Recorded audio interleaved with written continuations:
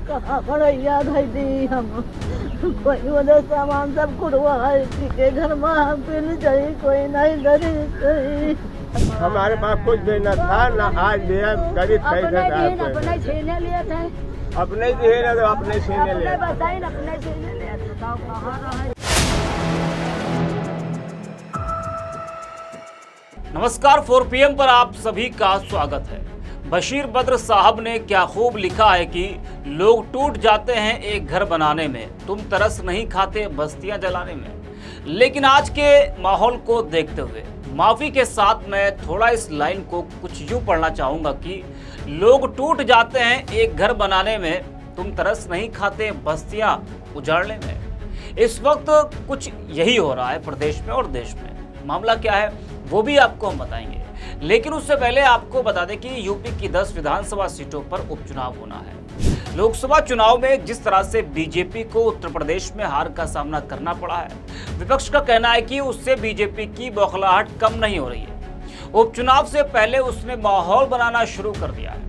बता दें कि बीते कुछ सालों से जिस तरह से यूपी समेत कई बीजेपी शासित राज्यों में बुलडोजर कार्रवाई हुई, उसको लेकर जमकर बवाल हुआ। विपक्ष ने इस मुद्दे को लेकर बीजेपी सरकार पर जमकर बड़ा हमला बोला। बुलडोजर कार्रवाई की शुरुआत उत्तर प्रदेश से होती है। योगी सरकार ने इस कार्रवाई को शुरू किया, उसके बाद धीरे धीरे ये बाकी बीजेपी शासित राज्यों में भी अमल में आने लगा। अपराधियों माफियाओं पर लगाम लगाने के लिए और अवैध कब्जेधारियों पर कार्रवाई करने के लिए बुलडोजर एक्शन लाया गया।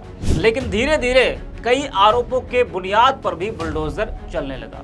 विपक्ष का और तमाम संगठनों का यह कहना था कि बुलडोजर का शिकार सबसे ज्यादा मुसलमान हो रहे, जिसको लेकर जमीयत उलेमा हिंद ने एक याचिका सुप्रीम कोर्ट में दायर की थी, जिस पर सुनवाई करते हुए सुप्रीम कोर्ट ने बुलडोजर एक्शन पर रोक लगाया। सुप्रीम कोर्ट ने हालांकि यह भी कहा था कि यह निर्देश अवैध निर्माण पर लागू नहीं होगा। अब बहराइच में जो हुआ उसको लेकर यह कहा जा रहा है कि सुप्रीम कोर्ट के आदेश के बाद भी यूपी में बुलडोजर गरज रहा है। बहराइच में कई घरों को अवैध बताकर बुलडोजर चला दिया गया, जिसको लेकर इस वक्त बवाल मचा है। विपक्ष कह रहा है कि सुप्रीम कोर्ट के आदेश को योगी सरकार ने ठेंगा दिखाकर यह कार्रवाई की। जी हाँ, आपको बता दें कि बहराइच जिले के सराय जगना गांव में बुलडोजर एक्शन में 23 परिवारों के मकान ढहाकर सरकारी जमीन से कब्जा हटाया गया। यानी कि जो 23 मकान वहां पर बने थे उनके बारे में यह कहा गया कि वो 23 मकान सरकारी जमीन पर बने थे। ये सभी घर 40 साल पहले बने थे। कितने साल पहले? 40 साल पहले ये सभी घर बने थे। तब किसी की नजर नहीं पड़ी। 40 साल पहले से ये लोग वहां पर रह रहे हैं और इन 40 सालों में न जाने कितनी सरकारें आई, न जाने कितनी सरकारें गई, लेकिन किसी की नजर नहीं पड़ी। और सबसे ज्यादा अगर दोषी कोई है तो अधिकारी होते हैं, मौजूदा सरकार होती कि उसने बनने कैसे दिया। ग्राम समाज की जमीन पर अगर ये 23 मकान बने थे, 40-50 सालों से वो लोग वहां पर रह रहे हैं, अब आपको मालूम पड़ा कि ये ग्राम समाज की जमीन है। पहले से आप कहां थे? तो सबसे ज्यादा अगर कोई दोषी होता है तो वो अधिकारी होते हैं। कैसे बनने दिया आपने? कहां थे आप लोग? जी हाँ, तो प्रशासन की ओर से 100 से ज्यादा घरों, दुकानों को नोटिस और थमाया गया, यानी कि 23 मकान को तो गिरा दिया गया है। अब 100 से ज्यादा घरों को, दुकानों को नोटिस थमा दिया गया है। इसके बाद से पूरे गांव में दहशत का माहौल है। और हो भी क्यों ना भाई, जब 23 घरों को गिरा दिया गया, न जाने कितने परिवार बेघर हो चुके हैं, वो लोग सड़क पर आ चुके हैं। अब 100 मकानों को और नोटिस थमा दिया गया, तो गांव तो दहशत में होगा ना। पूरा गांव ही खाली कर दे रहे हैं आप सरकारी जमीन बताकर। जी हाँ, तो आखिर ये बुलडोजर एक्शन किसकी शिकायत पर हुआ है, जरा ये भी जानना जरूरी है कि आखिरकार ये 23 मकान क्यों चपेट में आ गए।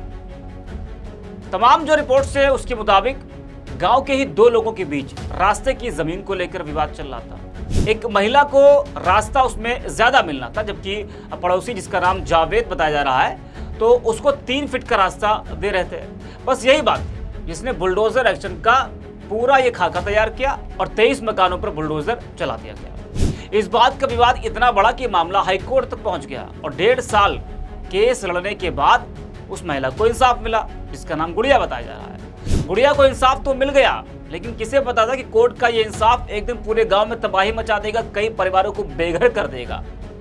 अदालत के आदेश के बाद उस महिला को रास्ता देने के लिए नपाई की शुरुआत हुई कि मामला है क्या, पूरी इसकी नपाई हो तो नपाई की शुरुआत होती है। और इसी दौरान जिला प्रशासन को जानकारी मिली कि जिस जमीन को लेकर दो पक्ष आपस में कानूनी लड़ाई लड़ रहे थे वो जमीन ग्राम समाज की है और जिस रास्ते के लिए लड़ाई लड़ी जा रही थी वो सरकारी जमीन है।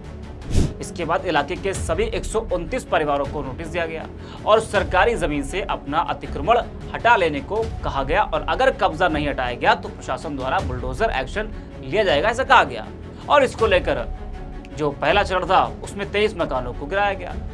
जिनके मकानों पर बुलडोजर चला है उनका क्या कुछ कहना, जरा वो भी सुनिए कि उनका दर्द क्या है, अब वो लोग कहाँ जाएंगे, जरा आप सुनिए। कहाँ बढ़िया दी हम कोई वजह सामान सब कुड़वा के घर में पीने चाहिए, कोई नहीं दरी सही। क्या मांग करती हो सरकार से? सरकार से हमका दे देती हम धर लेते बढ़िया, हमका दे देती हमका के दुआ चले सबको।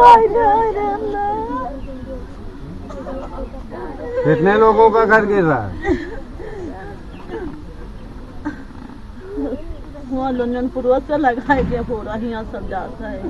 तो कोई नोटिस वोटिस दी गई थी कि अचानक गिराने आ गए? नहीं, नोटिस मिली रहा है तो हमका नहीं पता रहा है। ये जौन है यहाँ सबरापुरवा में दिए न, रसूलपुर का दिए जौन झगड़े बच्चा मांग मांग ले सबका दे दिए, कहूँ घर नहीं बच्चा दे दो। जब मेरे पास कुछ है नहीं था तो मेरे पास घास नहीं है तो हम कैसे बना सकते, कैसे? कितने लोग रहते हो इस घर में? इसमें 18-20 लोग रहते हैं साहब। हम 4 बच्चे हैं साहब, 4 लड़के हैं, 4 बिटिया हम, यहाँ बीबी हम हैं और 7 पोती हैं साहब और 1 पोता है साहब। 2 बच्चे। सबकी पैदाइश यही है? शादी सबकी पैदाइश यही की है, सबकी पैदाइश सब यही की है। हम आपसे बता रहे कि मैंने जब यहाँ मढ़ा रखा था तो यहाँ घर कोई नहीं बसा था साहब, न ये टेलीफोन बना था। मढ़ा रहते रहते साहब, मढ़ा साल भर साहब मई जून में आंधी आती थी, मढ़ा सा पलट देता था। तो सरकार कॉलोनी दे तो आवाज से बन गया है साहब। हमारे पास कुछ भी न था, न आज भी है, कभी अपने ही दिए ना तो अपने छीने ले। हालत देखिए आप लोग, कुछ करिए, आप लोग के हाल जो है आप लोग कुछ करिए। बच्चे बड़े बच्चे छोटे बच्चे लेके कहाँ जाएंगे? सारा सामान तो गिराने के बाद कुछ प्रशासन ने कुछ वादा किया है? नहीं वादा किया, कोई वादा नहीं था। हाँ। तो सुना आपने। अब वही इस पूरे मामले को लेकर जो अधिकारी है वो क्या कुछ कह रहे हैं, जरा आप उनको भी सुन लीजिए। माननीय उच्च न्यायालय के आदेश के अनुपालन के क्रम में ये कार्रवाई की जा रही है। इसमें 3 गाटा संख्या थी जिस पर सरकारी भूमि की जमीन थी और खलियान और रास्ते के नाम से दर्ज थी। उसमें कुछ लोगों द्वारा अवैध अतिक्रमण किया गया था। उसके क्रम में माननीय उच्च न्यायालय का आदेश था कि उसको जल्द से जल्द अतिक्रमण मुक्त किया जाए। इसमें 23 स्ट्रक्चर हैं जिन पर कार्रवाई की जा रही है।